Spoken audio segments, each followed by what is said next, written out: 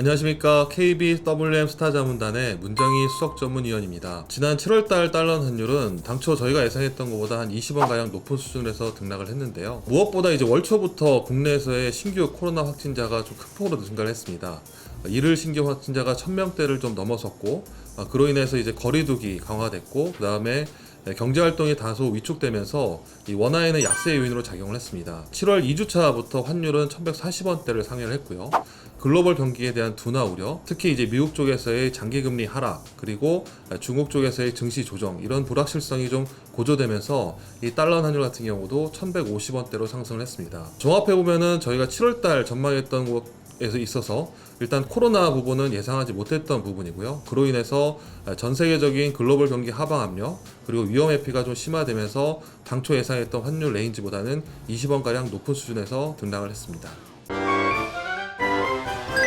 8월달 달러 환율도 7월에 이어서 다소 높은 환율 구간에서 등락할 것으로 예상되는데요. 무엇보다도 7월달의 불확실성 요인이었던 이제 국내 그리고 글로벌적으로 이 코로나 재확산세가 얼마만큼 지속될 것인가, 그리고 그에 따라서 하반기 경기 둔화 우려가 얼마만큼 커질 것인가 아니면 줄어들 것인가가 가장 관건인 것 같습니다. 일단 국내 쪽에서는 4주 동안의 거리두기 등이 강화됐기 때문에 이 코로나 확산세는 다소 둔화될 것으로 예상되는데요.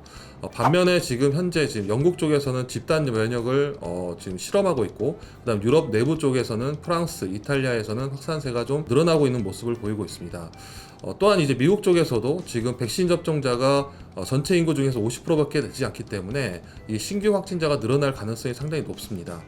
그런 부분을 봤을 때 8월 달에도 국내뿐만 아니라 해외 쪽에서의 이 코로나 확진자가 얼마나 늘어날 것이냐, 그리고 그에 따라서 하반기 경기가 얼마만큼 슬로우할 것이냐가 가장 중요한 변수가 될 것입니다. 월말에는 이 한국은행과 이제 미국 쪽에서의 통화정책 회의가 예정되어 있는데요. 한국은행 같은 경우는 금통위를 통해서 기준금리 인상 가능성을 높게 예측되고 있습니다.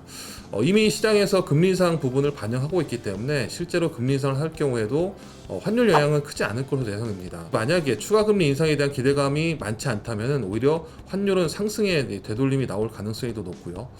글로벌 이제 코로나 확산세 그리고 경기 둔화 우려가 팽배해진다면 아마 금리 인상을 하더라도 시장에 미친 영향은 제한적으로 예상되고 있습니다. 월 말에는 이제 미국 쪽에서의 잭슨홀 미팅 자체에서도 아마 테이퍼링 신호가 나올 것이냐라는 부분인데, 만약에 미국 쪽이나 글로벌에서 코로나 확산세 그리고 시장 금리 하락이나 경기에 대한 우려가 좀 높아진다면 잭슨홀 미팅에서 테이퍼링 신호가 나올 가능성은 오히려 낮아지지 않을까라고 예상되고 있습니다.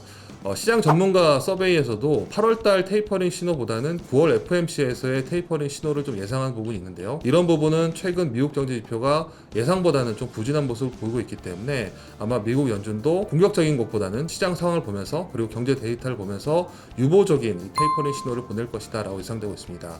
이 부분은 환율 쪽에 있어서는 안정되는 부분으로 영향을 미칠 가능성이 높다고 보고 있습니다.